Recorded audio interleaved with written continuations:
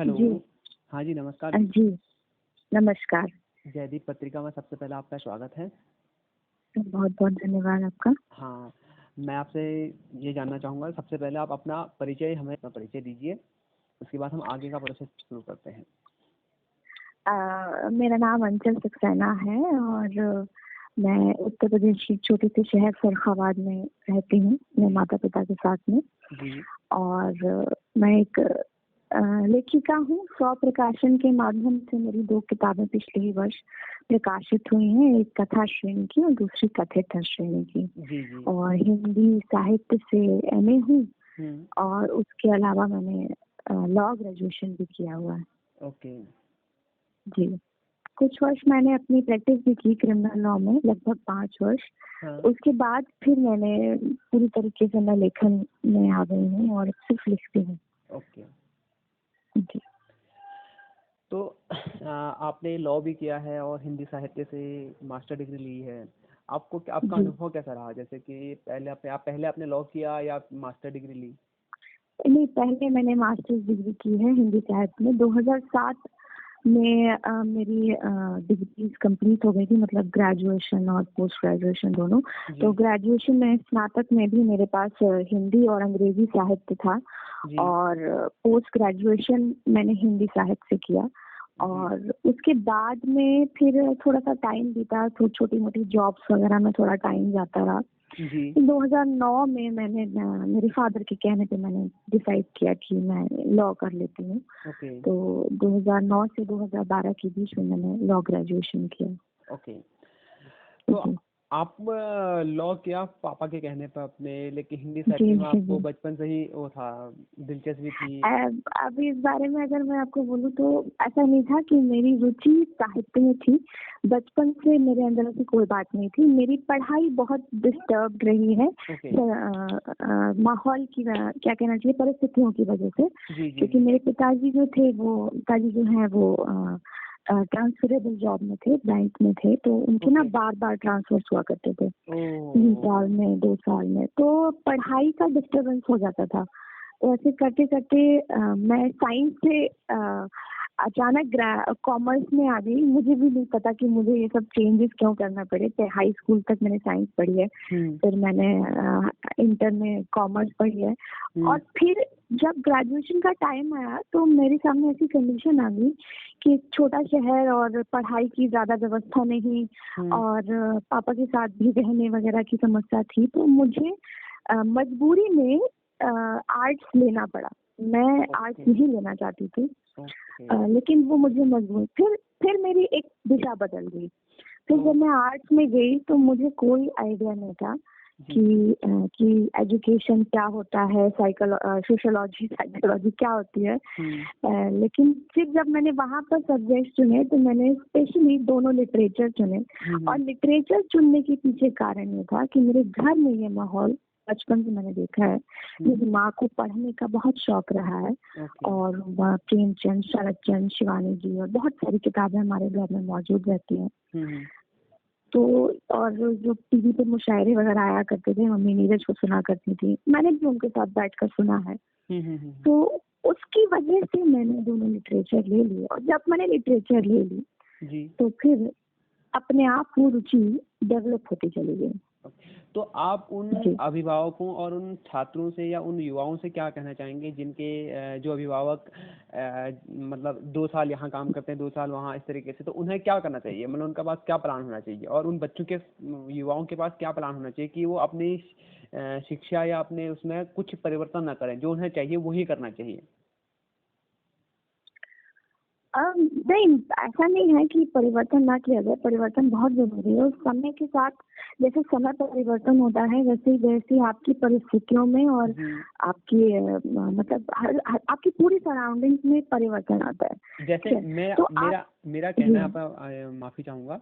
मेरा ये जी, कहना है, जैसे कि बहुत सारे अभिभावक क्या है, उनकी ड्यूटी ऐसी है कि वो 2 साल यहाँ रहते हैं, 2 साल वहाँ रहते हैं, तो उन्हें कुछ स्टेप का प्लान करना चाहिए। जैसे कि कोई व्यक्ति दिल्ली में रहता है, तो दिल्ली में कभी दिल्ली से बाहर नोएडा में चला गया, कभी वहाँ चला गया, कभी वहाँ चला गया, तो उससे क्या करना चाहिए कि दिल्ली में ही कमरा देके अपने बच्चों को सेट कर देना चाहिए और अपना वहाँ ड्यूटी जाके आप इस तरीके से करना चाहिए, या फिर उसे अपने बच्चों को भी वहाँ लेके जाना चाहिए? ऐसे में तो फिर पढ़ाई डिस्टर्ब होती रहेगी ना। और आज आज का जो समय है, दौर है, वो ऐसे में अगर आप अपनी पढ़ाई को डिस्टर्ब करते रहोगे तो आप जो अन्य जो है प्रतियोगिताएं हैं तो आप उसमें कुछ भी नहीं कर पाएंगे, मुझे ऐसा लगता है। नहीं, ये बात आपकी सही है और मैं भी इस बात से काफी हद तक सहमत हूँ कि जो बेसिक एजुकेशन जो है, जो 12th तक की अगर हम बेसिक एजुकेशन मानते हैं तो वो बच्चे की जो है वो एक जगह स्थिर होके होनी चाहिए। उससे क्या होता है, उसको पता चलता है कि हमारा फोकस क्या है, हमारी पसंद क्या है, हमारा मन किसमें लग रहा है और हमें अल्टीमेटली आगे जिंदगी में क्या टारगेट बनाना है, उसका मोटिव उसे मिलता है। जब वो बार बार अपनी, जैसे मैंने भी एक्सपीरियंस किया है, अनुभव किया है, तो बार बार जब जगह बदलती है, स्कूल बदलता है, माहौल बदलता है, पढ़ाई का तरीका बदलता है, तो आपको एक दिशा नहीं मिल पाती। और लेकिन इस मामले में मैं ये भी नहीं कहूंगी कि माँ बाप को ऐसा ही करना चाहिए, क्योंकि बहुत हर तरीके के परिवार की परिस्थितियां और उनकी जो कुछ भी उनका शेड्यूल है उसके बारे में हम निर्णय नहीं ले सकते। हम नहीं तय कर सकते कि हम उनसे ये कहें कि अभिभावकों को ये करना चाहिए। हाँ, ये तो हम कह सकते हैं कि ऐसा होना चाहिए कि कम से कम 12वीं तक बच्चे की लगकर एक जगह सही से कायदे से ठीक से पढ़ाई हो, जिससे कि उसका जो माइंड सेट है वो एक जगह सेट हो पाए कि हाँ, ये हमारी जिंदगी है, आगे चल के मुझे ये करना है। उसको जितना कम से कम डिस्टर्बेंस होगा उतना ही उसकी आगे की जीवन शैक्षिक उसका जो भी है स्तर है वो सेट हो जाएगा। ओके ओके ओके, बहुत अच्छा। और आज के यूथ में अगर देखें और पहले कुछ साल पहले की बात कर लें, यानी 90 की बात कर लें, और क्या अंतर आपको नजर आता है? आप अगर यूथ में परिवर्तन की सबसे पहली बात करेंगे, काल परिवर्तन से बहुत कुछ परिवर्तन होता है। एक समय था जब वो हिप्पी काल था कि जब यूथ जो हिप्पी हो गई थी, तो उस समय के और आज में टेक्नोलॉजी का परिवर्तन आया है, क्लाइमेट परिवर्तन आया, हर तरीके का परिवर्तन है। तो जाहिर सी बात है कि हाँ, यूथ के विचारों में, यूथ के तरीकों में भी परिवर्तन आता है और आया है ही है। और सबसे बड़ा हाथ उसमें टेक्नोलॉजी का है। अब अगर मैं पीछे जाऊं, अगर मैं अपने बचपन से या अपने टीनेज के बारे में सोचूं तो मेरे पास ना स्मार्टफोन था, ना मुझे लैपटॉप था, इवन मुझे कंप्यूटर्स की भी पहुंच नहीं थी। कंप्यूटर आ चुका था लेकिन मेरी पहुंच नहीं थी कंप्यूटर्स तक, क्योंकि मेरे पिताजी को छोटे छोटे शहरों में ट्रांसफर होता रहता था, स्कूलों में कंप्यूटर की व्यवस्था नहीं होती थी। तो अब आज का समय ये है कि बच्चे पैदा होते ही हाथ में स्मार्टफोन रखते हैं। जैसे ही पैदा होते हैं थोड़े थोड़े दिनों से ही उनके माँ बाप उनको स्मार्टफोन दिखा देते हैं, थोड़े वो बैठने लायक होते हैं तो उनके हाथ में टैबलेट आ जाता है। उन सारा दिन बच्चे कार्टून में लगे रहते हैं। माँ बाप को भी लगता है कि बच्चा बिजी है तो हम अपने काम निपटाते हैं। तो टेक्नोलॉजी का और समय का तो परिवर्तन है, तो यूथ के विचारों में भी परिवर्तन आया है, यूथ की तरीकों में भी परिवर्तन आया है। यूथ आज ज्यादा जानकार भी है। अगर मैं पीछे जाऊं और टीनेज के बारे में सोचूं तो मेरे पास उतना ज्ञान नहीं था जितना आज का टीनेजर ज्ञान रखता है। ओके। तो एक भारत बहुत बड़ा देश है, एक तरफ बहुत गरीब तबका है और एक तरफ अमीर तबका है और एक तरफ मिडिल क्लास है। मिडिल क्लास और अमीर तबका कहीं ना कहीं बराबर चलते फिरते हैं, मुझे ऐसा लगता है। जो गरीब है वो बहुत ज्यादा पिछड़ा हुआ है। आज भी उन्हें पता नहीं है कि फेसबुक है, आज भी उन्हें पता नहीं है कि मोबाइल है, लेकिन बट उन्हें पता नहीं है इस मोबाइल का क्या यूज हो सकता है। उन्हें पता नहीं है कि लैपटॉप नाम की कोई चीज है, उन्हें पता नहीं है कि कंप्यूटर है, लेकिन उन्हें पता है कंप्यूटर है, लेकिन उन्हें पता नहीं है कि इसका यूज क्या होता है। तो ऐसे में उन लोगों को समान लेवल पर लाने के लिए या समान कदमों पे कदम में मिलाने के लिए कैसे उन्हें क्या करना चाहिए सरकार को? और आपको क्या लगता है कि वो कैसे मिडिल क्लास के साथ चल सकते हैं और अमीर तबके के साथ कदम से कदम मिला के चल सकते हैं? अभी यहाँ पे सबसे पहले मैं आपको ये बोलना चाहूंगी कि निचला तबका और अमीर तबका ये दो बिल्कुल अलग रेंजेस हैं। और जो मिडिल क्लास है ना, उसका किसी से कोई कंपैरिजन नहीं है। जो गरीब तबका है वो ऐसी स्थिति में उसको कुछ नहीं पता, उसके पास कुछ नहीं है, ठीक है।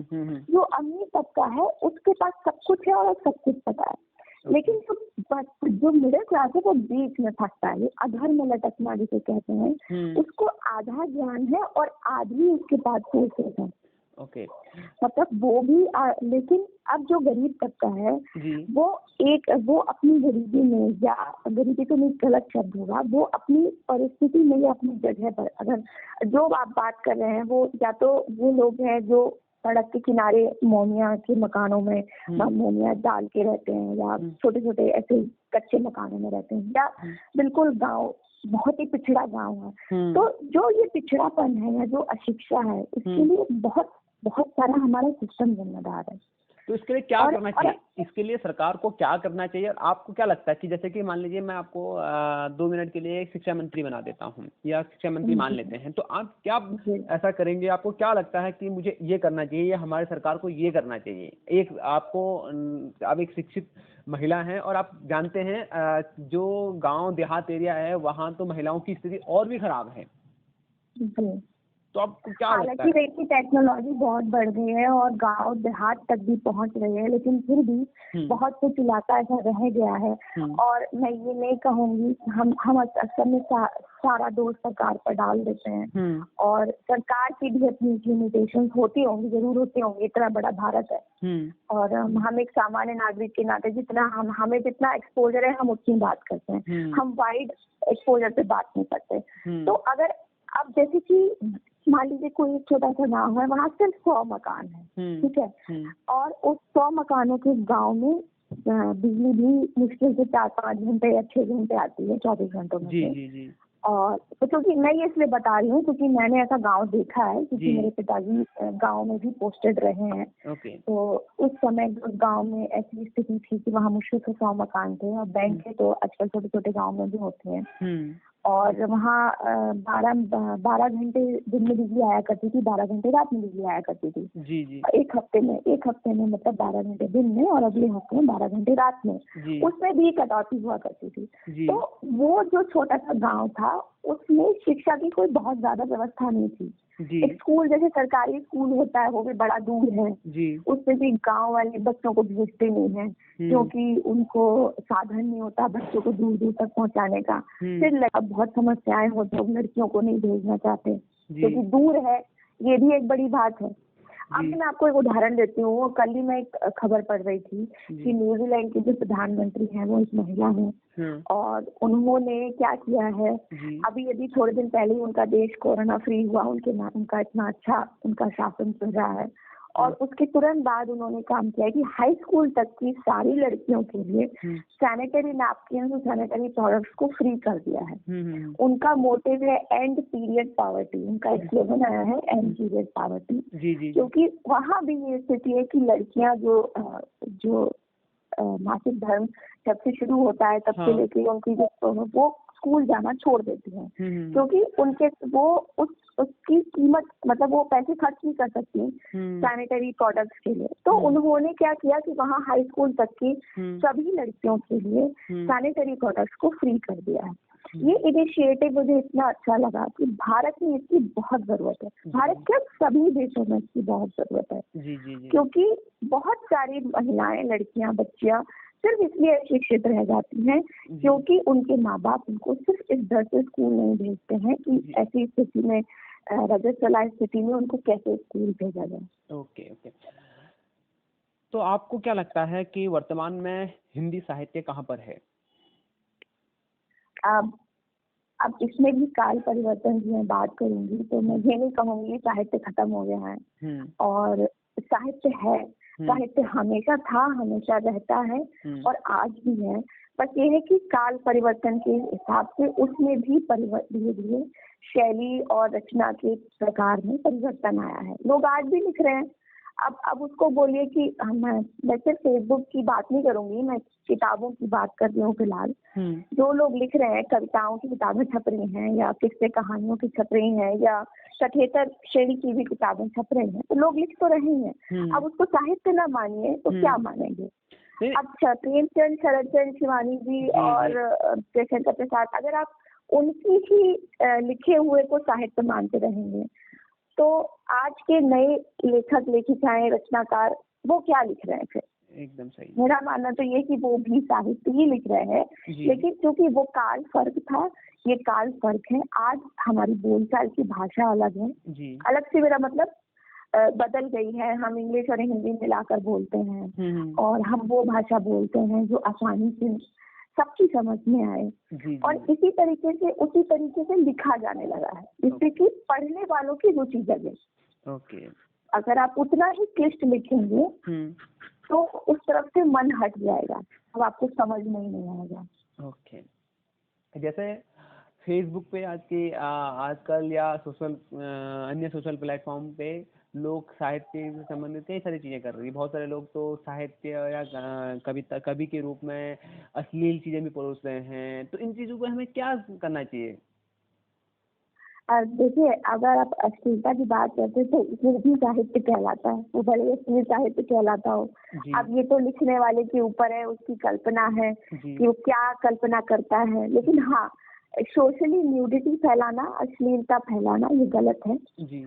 और जैसे लोग पहले किताबें आया करती थी, आज भी कहीं किताबें आती होंगी, अश्लील साहित्य कहते हैं जिसे जी। वो एक अलग बात है। लेकिन फेसबुक पर या अन्य प्लेटफॉर्म पर सोशली न्यूडिटी फैलाना, इसके मैं बिल्कुल पक्ष में नहीं हूँ। बाकी फेसबुक पर लिखना या अब आपको बताऊं, मैं बहुत से लोग शिकायत मैं देखती हूँ, ऐसे बहुत सारे फेसबुक पोस्ट देखते हैं जहाँ पर लोग ये शिकायत करते हैं कि फलाने ने उनकी कविता चुरा ली, धमाके ने उनकी फलानी चीज चुरा ली और अपने नाम से पोस्ट कर दिया, क्रेडिट भी दे दिया।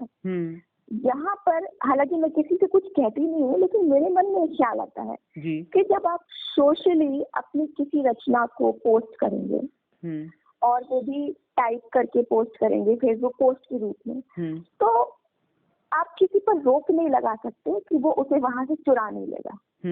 आपके पास उसका कोई कॉपीराइट नहीं है। राइट। आप उसको आसानी से लोगों के बीच छोड़ रहे हैं। तो इसके लिए दूसरों को दोष देना गलत। इससे बेहतर है कि आप कोई और तरीका अपनाइए कि जैसे लोग अन्य प्लेटफॉर्म्स पे लिखते हैं, आजकल तो बहुत सारे प्लेटफॉर्म्स हैं, वहां पर अपनी कविता कहानी पोस्ट कीजिए, उसका लिंक उठाकर आप फेसबुक पे या किसी भी सोशल प्लेटफॉर्म पे पोस्ट कीजिए। वो बात तो मेरी समझ में आती है, लेकिन सीधी कविता आपने फेसबुक पे डाल दी, फिर उसे कोई चुरा लेता है, फिर अपने नाम से डालता है, फिर आप उसको का स्नैपशॉट लेके, स्क्रीनशॉट लेके आप पोस्ट करते हैं, फिर शिकायत करते हैं। ये बात मेरी समझ के बाहर है। बाकी जो फेसबुक पर लिखा जा रहा है, मैं उसके लिए जजमेंटल नहीं हूँ। लोग बहुत अच्छा भी लिखते हैं और कुछ लोग सिर्फ लिख देते हैं, उसमें उनकी स्पेलिंग एरर्स भी होते हैं, उनके सेंटेंसेस भी ठीक से नहीं बनते।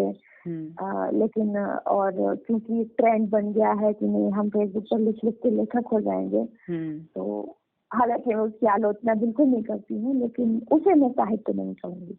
आपने 2 किताबें लिखी हैं, आपकी 2 किताबें प्रकाशित हुई है, तो आपको क्या लगता है कि आपने 2 किताबें लिखी हैं और एक यूथ जो फेसबुक पर लिख रहा है या अन्य सोशल प्लेटफॉर्म पर लिख रहा है, तो उसे किस तरीके से काम करना चाहिए? क्या आप फेसबुक पर लिख के वो साहित्य के क्षेत्र में अपना नाम बना सकता है, या फिर उसे गहराई से अध्ययन करना चाहिए और उसके बाद अपने तथ्यों को किताब के रूप में लेके आना चाहिए, या एक किसी वेबसाइट के जरिए या कुछ अलग प्लेटफॉर्म के जरिए उसे लेके आना चाहिए? देखिए, किताब के रूप में लिखने के लिए किताब के रूप में लाना कुछ जरूरी नहीं है। मैं नहीं मानती कि इसे आपको हर किसी को किताब ही छपानी चाहिए। किताब छपाना भी आसान काम नहीं है और क्योंकि सेल्फ पब्लिशिंग भी सबके बस का नहीं होता, बहुत पैसा खर्च होता है, इन्वेस्टमेंट होता है बड़ा, और ट्रेडिशनल पब्लिशिंग के लिए बहुत समय लगता है। आपको बहुत सारे पब्लिशर से कांटेक्ट करना पड़ता है, फिर वो आपकी पांडुलिपि एक्सेप्ट करेंगे नहीं करेंगे, उसमें कितने सालों का समय लग जाएगा आपको कुछ पता नहीं है। ठीक है। अच्छा, जो पब्लिशर्स आपकी पांडुलिपि रिजेक्ट भी करते हैं, वो ये नहीं बताते कि आपकी पांडुलिपि में क्या कमी है या हम क्यों रिजेक्ट कर रहे हैं, वो बस रिजेक्ट कर देते हैं। तो आपको नहीं पता होता कि ऐसा हम क्या करें कि अगर हम इसे दोबारा किसी और को भेजें तो वहां से रिजेक्ट ना हो। अब अगर सिर्फ लिखने के लिए, अभी आपने कहा अध्ययन वाली बात, तो मैं ये जरूर मानती हूँ कि एक कुछ अच्छा और नया और अच्छी शैली के साथ लिखने के लिए पढ़ना बहुत जरूरी है। अच्छे लेखकों को पढ़ना और जहाँ पे शुद्ध वर्ण को पढ़ना बहुत जरूरी है। जरूरी नहीं कि आप हिंदी ही पढ़ें, आप अंग्रेजी पढ़िए या आप जिस भी भाषा में लिखते पढ़ते हैं उस भाषा में पढ़िए। और जितना ज्यादा आप पढ़ेंगे तो उससे क्या होगा, आपका शब्द ज्ञान बढ़ता है, आपका शैली ज्ञान बढ़ता है। आपको ये समझ में आता है कि आपका वाक्य निर्माण की प्रक्रिया तरीका जो होता है उसमें परिवर्तन आता है। तो हाँ, पढ़ना बहुत जरूरी है। और उसके बाद लिखने के बाद भी ऐसा नहीं है कि हमने एक जो कहानी या किताब हमने लिखकर तैयार कर ली है तो वो फाइनल हो गई। जब उस कहानी को आप 4 बार पढ़ेंगे ना तो आपको चारों बार कुछ नई गलतियां मिलेंगी। फिर 5वीं बार ऐसा भी लग सकता है आपको नहीं कि ये चीज हम ऐसे नहीं ऐसे भी लिख सकते थे। तो दूसरों को पढ़ना, उसके बाद अपने लिखे हुए को भी 20 बार पढ़ना बहुत जरूरी है। जी। आज आप एक यूथ को क्या कहना चाहेंगे कि वो अगर साहित्य में अपना जीवन बनाना चाहता है या अपना भविष्य बनाना चाहता है तो उसे क्या करना चाहिए? जैसे उसे हिंदी साहित्य में अगर अपना करियर बनाना है तो उन्हें साहित्य का अध्ययन करना चाहिए अलग अलग प्रकार से, और उन्हें PhD कर लेनी चाहिए, या उन्हें क्या बोलते हैं 12वीं के बाद ही अपनी चीज़ों को शुरू कर देना चाहिए, या फिर बचपन से ही शुरू कर देनी चाहिए? देखिए, बचपन की तो बात ऐसी कि जिस बच्चे के अंदर बचपन से साहित्य के प्रति लगाव होगा, हम लोग बहुत छोटी क्लास में ये व्याख्या संगत पसंद करना सीख लेते हैं ना, इंग्लिश में भी और हिंदी में भी। तो अगर वो रुचि आएगी तो वहाँ पे आ जाएगी, इसीलिए ये जबरदस्ती नहीं डाला जा सकता। और आएगी तो फिर धीरे धीरे, आजकल तो इतना एक्सपोजर है ना सबको, पहले नहीं था, तो भी मैं कह रही थी आपको पहले। तो अब तो लोग, हर किसी के हाथ में स्मार्टफोन है, वो जानता है कि मैं ये चीज गूगल कर लूंगा, मैं ढूंढ लूंगा कि, तो अगर उसके अंदर कोई रुचि, बच्चे के अंदर रुचि जागेगी तो वो शुरुआत से स्वतः डेवलप होनी शुरू हो जाएगी। और फिर उसके अभिभावक उसको कितना समझते हैं ये उनकी परिस्थितियों पर आगे डिपेंड करेगा। लेकिन साहित्यकार के रूप में क्या कहना चाहिए, स्थापित होने के लिए मैं ये नहीं कहूंगी कि 12वीं के बाद आपको सब कुछ छोड़कर लिखने बैठ जाना चाहिए। नहीं, 12वीं के बाद भी आपकी ग्रेजुएशन, पोस्ट ग्रेजुएशन या जो भी जरूरी आपकी उपाधियां हैं, मतलब शैक्षिक उपाधियां हैं, वो लेना जो भी जरूरी है वो जरूर लेनी है। हाँ, ये हो सकता है कि अगर आपने तय कर लिया है कि मुझे साहित्य के क्षेत्र में जाना है तो आप उस तरफ बढ़िए, आप हिंदी साहित्य सुनिए, अंग्रेजी साहित्य सुनिए, उसके ऊपर ऑनर्स होता है, उसके ऊपर PhD होती है। लेकिन ये सब बहुत लंबा प्रोसीजर है, वो तो करने वाला, पढ़ने वाला ही निर्णय ले सकता है। ठीक है, अच्छा। और उसके बाद लेकिन अगर ये सोचे कि आप हिंदी साहित्य पढ़ के या PhD करके हम एक लेखक के रूप में स्थापित हो जाएंगे, तो नहीं, ये बहुत लंबा प्रोसीजर होता है। और इसके लिए सबसे पहले आपको फाइनेंशियली इंडिपेंडेंट होना बहुत जरूरी है। और क्योंकि आप घर बैठकर सिर्फ लिख नहीं सकते, आपको अपनी रोटी पानी चलानी है और आपको अपना परिवार साधना है, तो पहले आपको फाइनेंशियली इंडिपेंडेंट होना पड़ेगा। उसके साथ साथ आप अपना पैशन फॉलो कर सकते हैं। और फिर एक दिन तब कोई लोग बहुत जल्दी इसमें सेटल हो सकते हैं, कुछ लोगों को ज्यादा समय लग सकता है। फिर जब अब आजकल बहुत सारे नए लेखक हैं जो, अगर आपने नई वाली हिंदी करके टर्म सुना होगा, जैसे दिव्य प्रकाश त्रिवेदी, सत्यव्यास जी, विजयश्री तन्वी जी, तो ये सब लोग भी पहले नौकरी करते रहे हैं और इन्होंने सेटल हुए हैं, फिर ये और साथ साथ में लिखते रहे हैं। अब नीलोत्पल मृणाल और सत्यव्यास और ये सब जो है, ये इतने इस मुकाम पे पहुंच गए हैं कि इनकी किताबें लाखों की कॉपीज बिक रही हैं। तो मतलब ये है कि एक टाइम टेकिंग प्रोसीजर है। साहित्य की क्या भूमिका रही है हमारे देश में, हमारे देश की राजनीति में, हमारे यूथ में, या हमारे शिक्षा क्षेत्र में? ये साहित्य की बहुत बड़ी भूमिका है। साहित्य साहित्य अगर देखिए, आप हर काल का साहित्य उठा के देखिए, भक्ति काल देखिए, श्रृंगार काल, या आपका ये छायावादी या हालावादी, जो भी आप देखिए, तो आपको उस काल की परिस्थिति आपको, या जो भी माहौल था वो आपको साहित्य से मिल जाएगा। अगर जैसे आप आज के युग में आपको किसी अपने इतिहास के बारे में नहीं मालूम है, तो बहुत सारा साहित्य ऐसा है जहाँ से आप सिर्फ भक्ति के बारे में नहीं, आप जो भी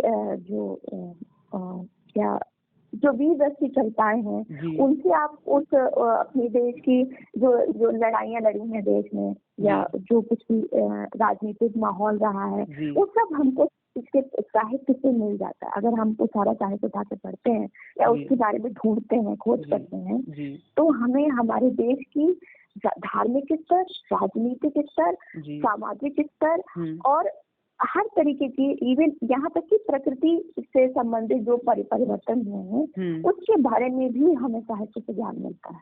जी जी जी जी।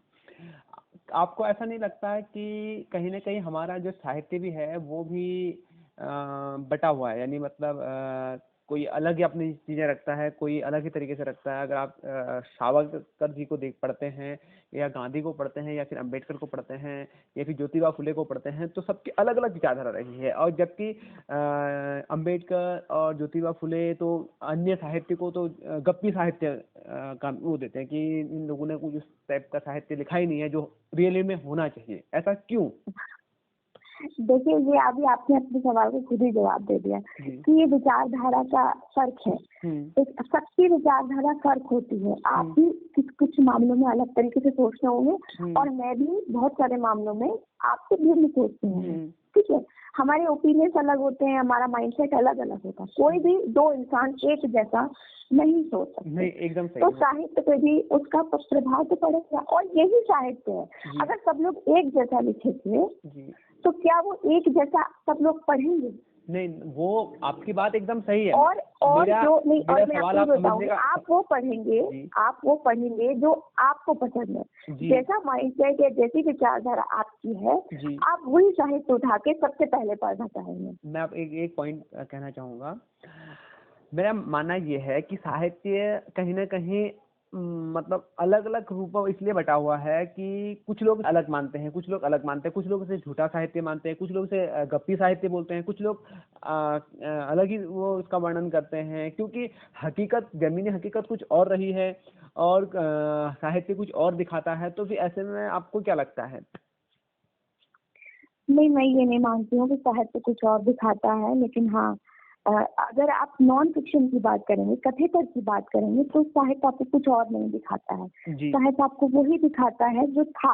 हाँ, ये जरूर मैं कह सकती हूँ कि जब भी एक लेखक या रचनाकार कोई रचना करता है, लिखता है, तो वो अपने पर्सपेक्टिव से लिखता है, तो अपनी विचारधारा और अपने दृष्टिकोण से लिखता है। वो आपके दृष्टिकोण से नहीं लिखेगा, वो पाठक के दृष्टिकोण से नहीं लिखेगा, वो अपने दृष्टिकोण से लिखेगा। तो इसका मतलब तो इसीलिए जब हम किसी और का साहित्य पढ़ते हैं तो हमें उसकी बात गलत लगती है, या हमें ये लगता है कि नहीं, ऐसा था नहीं, क्योंकि हमारा दृष्टिकोण फर्क है। जी जी जी। नहीं, आप ये मानते हैं कि कहीं ना कहीं लेखक को स्वतंत्र होना चाहिए, अपना दृष्टिकोण रखना बहुत अच्छी बात है, लेकिन आप समाज में जब लिख रहे हैं, कोई चीज, रचनाएं लिखते हैं या कोई लेख लिखते हैं, तो उसमें आप स्वतंत्र रूप से लिखेंगे तो आप बेहतर कर पाएंगे। मुझे ऐसा लगता है कि ये परिवर्तन करने की जरूरत है या नहीं है? आपको क्या लगता है इस पर? हाँ, मैं बिल्कुल मानती हूँ कि लेखक को स्वतंत्र होना चाहिए, चाहे वो कथा लिख रहा हो या कथेतर लिख रहा हो, दोनों ही मामलों में उसको स्वतंत्र होना चाहिए। जब तक उसका मस्तिष्क स्वतंत्र रूप से कल्पना नहीं करेगा या स्वतंत्र रूप से साक्षात वर्णन नहीं करेगा, तब तक उसमें भाव नहीं आएगा। और आजकल क्या दिक्कत हो गई है, राजनीतिक माहौल भी कुछ ऐसा परिवर्तन हुआ है कि आपको, जब आप नॉन फिक्शन लिखते हैं या आप कोई सच्ची बात लिखते हैं, तो आपको घबराहट होती है। मैं अपना भी आपको उदाहरण देती हूँ कि इधर पिछले कुछ समय में मैंने फेसबुक पर लिखना काफी कम कर दिया है। और उसका कारण ये है कि बहुत सारे लोगों ने मेरे ऊपर बहुत प्रेशर बनाया कि ये मत लिखा करो, ये मत लिखा करो, जी राजनीति के बारे में इतना खुल के मत लिखा करो। जी हालांकि ऐसा नहीं है कि वो उन बातों से डर गई हूँ या लेकिन हाँ, दिमाग पर एक असर पड़ता है उन सब जी बातों जी का। जी जी जी और हम चारों तरफ जो माहौल देख रहे हैं कि हर छोटी सी बात पर सरकार जो है वो, चाहे वो बात ठीक भी हो, लेकिन आप पर देशद्रोह का मामला लगा दिया गया किसी छोटे से फेसबुक पोस्ट से। तो जी ऐसे मामलों से लेखकों के दिमाग पर असर पड़ता है और उनको ये डर लगने लगता है कि हम क्या लिखें या ना लिखें। जी तो इस स्वतंत्रता की बहुत आवश्यकता है। जी नहीं तो साहित्य छप जाएगा, नहीं तो फिर वाकई में गप्पी साहित्य रह जाएगा और जी। फिर सिर्फ मतलब बेतुका साहित्य रह जाएगा। अभी हमारे जो साहित्यकार हैं, बड़े बड़े साहित्यकार हैं, आप उन्हें क्या देखते हैं कि वो साहित्य में उनकी अभी क्या भूमिका रही है? मुझे ऐसा लगता है कि उनकी भूमिका सिर्फ अपने आप रही है कि बस मैं सम्मानित हो जाऊं, मुझे एक पदक मिल जाए, मुझे ये मिल जाए, मुझे ये सम्मान मिल जाए, वो इसके पीछे भागे रहते हैं। जबकि वो साहित्य को जिस रूप में उन्हें आगे ले जाना चाहिए था, उनकी भूमिका मुझे बहुत कम नजर आती है। आप इसका क्या मानना है इस पर?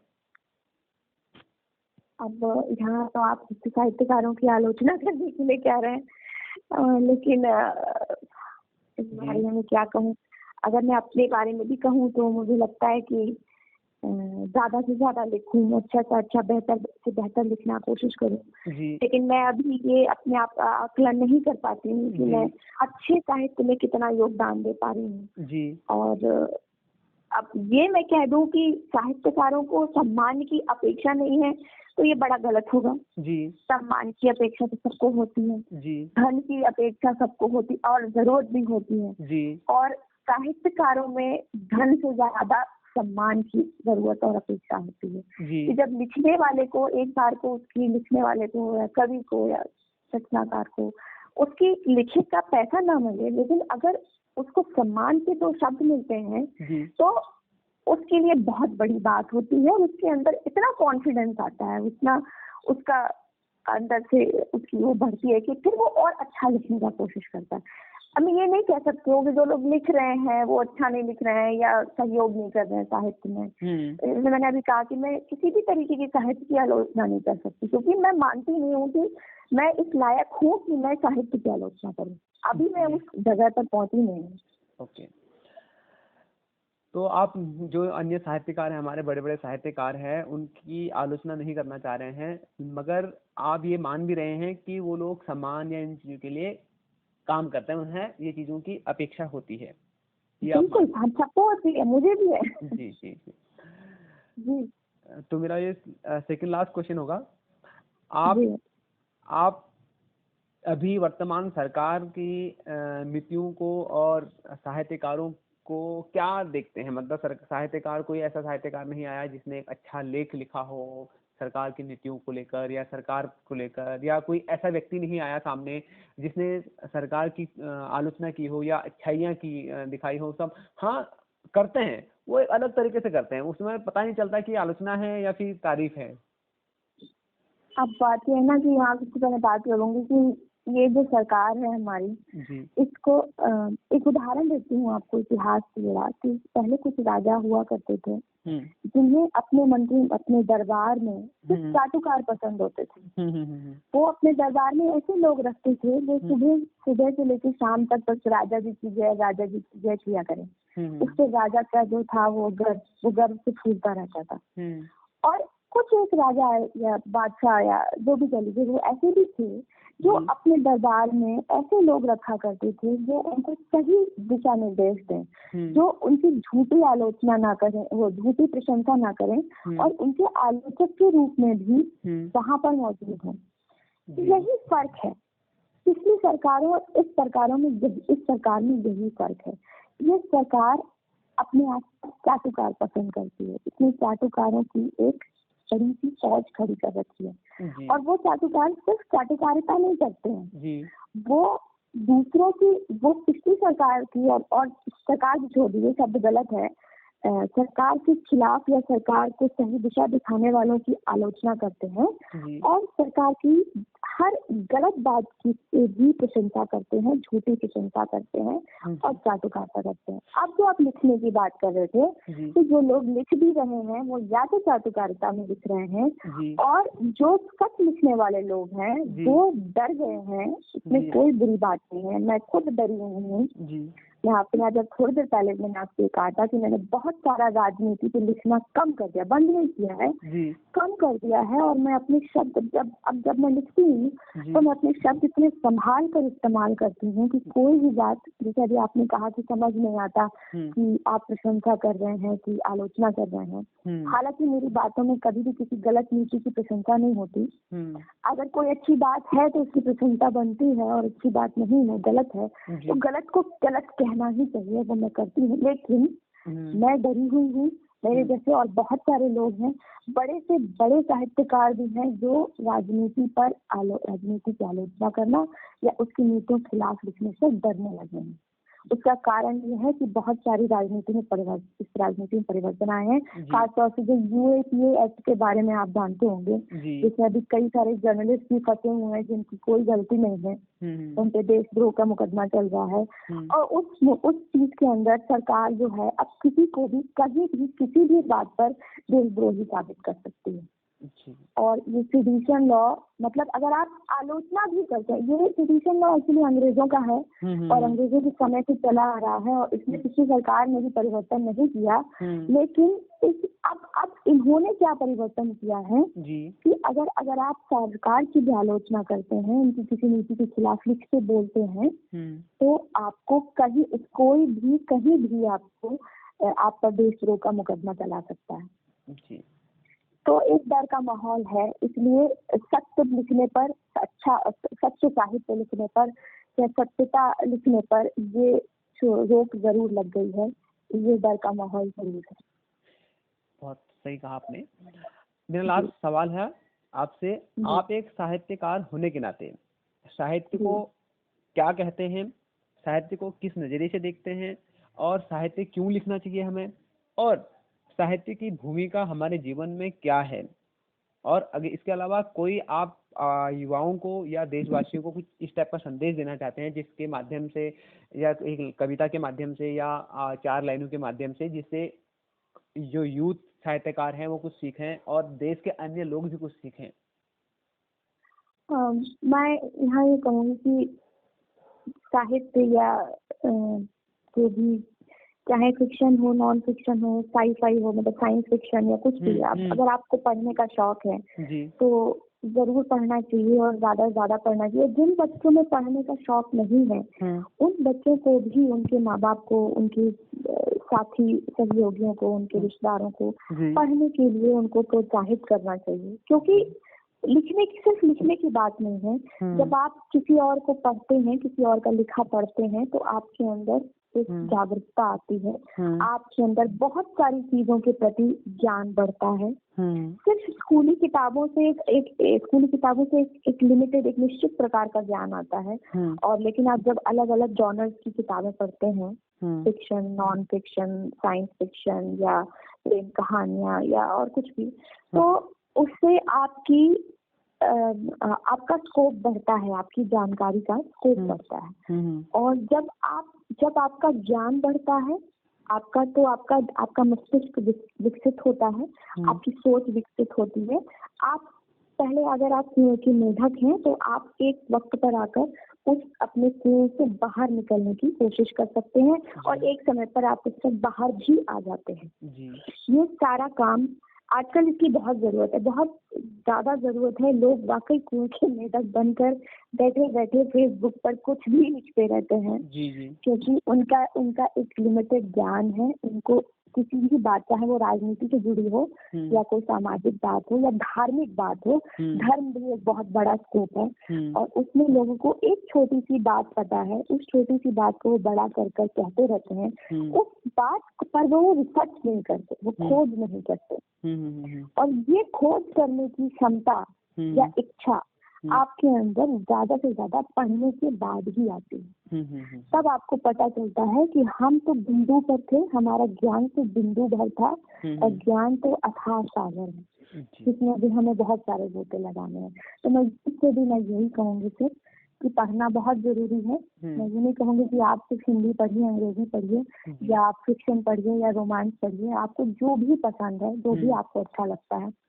और नए साहित्य को भी पढ़िए। साहित्य सिर्फ वो नहीं है जो शरद चंद्र प्रेमचंद और शिवानी जी या शिवशंकर प्रसाद, सुमित्रा नंदन पंत ने लिखा है। साहित्य वो भी है जो आज के नए युवा लेखक लिख रहे हैं। जी। मैं आपको बताऊं 14 साल से 16 साल तक के बच्चे भी बहुत अच्छा लिख रहे हैं। जी। और अभी मैं जनवरी में पुस्तक मेले में गई थी, तो वहाँ पर मुझे कुछ एक कम्युनिटी से लाए, कम्युनिटी नहीं कहना चाहिए, एनजीओ के थ्रू कुछ बच्चे आए थे वहाँ पर, उनसे मैं मिली थी। उनकी भी उम्र बहुत कम है, कोई हाई स्कूल में था, कोई 8th में था, और लड़के लड़कियां, और वो सब लिख रहे हैं। जी। और उनको सिखाया जाता है, उनको उनके तरीके और शैली सब सिखाई जाती है, उनको प्रोत्साहित किया जाता है। उसमें से आगे चलकर कुछ बहुत अच्छे लेखक भी बनेंगे, और हो सकता है कुछ कंटेंट राइटिंग करने लगे, कुछ एडिटिंग का काम करने लगे, कोई पब्लिशर बन जाए, कोई कुछ और हो जाए, या कोई किसी और कंपनी के लिए कुछ मतलब कंटेंट राइटिंग भी आजकल बहुत बड़ा स्कोप है लिखने का। तो सबसे बड़ी बात, सबसे बड़ा मैसेज संदेश मेरा यही है कि पढ़िए, ज्यादा से ज्यादा पढ़िए, अलग अलग लोगों को पढ़िए, सिर्फ एक को नहीं, अलग अलग लोगों को पढ़िए, पुराने लोगों को पढ़िए, नए लोगों को भी पढ़िए। आपको लगता है कि आप उनकी आलोचना कर सकते हैं तो आलोचना भी कीजिए। ऐसा नहीं है, क्योंकि आलोचना भी जरूरी है। आलोचना करने से समझ में आता है कि हमारा भी स्तर क्या है। सही। और प्रशंसा कर सकते हैं तो बहुत अच्छी बात है। जी। तो कुछ आपको लगता है कि कुछ रह गया हो तो आप कह सकते हैं, जो आप बताना चाहते हैं? मैं तो बस यही कहूँगी कि बहुत ये खास तौर से मैं अपने बुजुर्ग लोगों से कहना चाहूँगी, जो 60 साल से ऊपर हैं, या मतलब उस उम्र की तरफ बढ़ रहे हैं, कि उन्होंने बहुत सारे लोगों ने भी नया फेसबुक चलाना सीखा है। और मेरे पिताजी ने भी कुछ ही दिन पहले फेसबुक चलाना सीखा है। लेकिन हाँ, मेरे घर का माहौल फर्क है। हम किसी भी बात को सिर्फ यूं ही नहीं लिख देते हैं या यूं ही नहीं कह देते हैं, हम उसके पीछे पूरा तथ्य जानने की कोशिश करते हैं। तो जैसे यूथ है, यूथ से और बुजुर्गों से सभी से मैं ये बात कहना चाहूंगी कि जब आप कोई भी बात फेसबुक पर, कोई भी फैक्ट आप फेसबुक पर डाल रहे हैं, आप सोच रहे हैं कि ये बात हम कहीं से उठाकर कॉपी पेस्ट कर रहे हैं या फॉरवर्डेड मैसेज हम आगे बढ़ा रहे हैं, उस फैक्ट को पहले चेक कर लीजिए, कितना ऑथेंटिक है, कितना सही है, वो जानकारी कितनी सही है। कहीं ऐसा ना हो कि आप एक फेक न्यूज फैलाने का माध्यम बन जाए। और ये गलती सिर्फ बच्चे ही नहीं कर रहे हैं, यूथ ही नहीं कर रहे, ये बुजुर्ग बहुत ज्यादा कर रहे हैं। और बुजुर्ग इसलिए कर रहे हैं क्योंकि उनको पूरी तरीके से टेक्नोलॉजी के बारे में बहुत सारे लोगों को जानकारी नहीं है, वो नहीं जानते।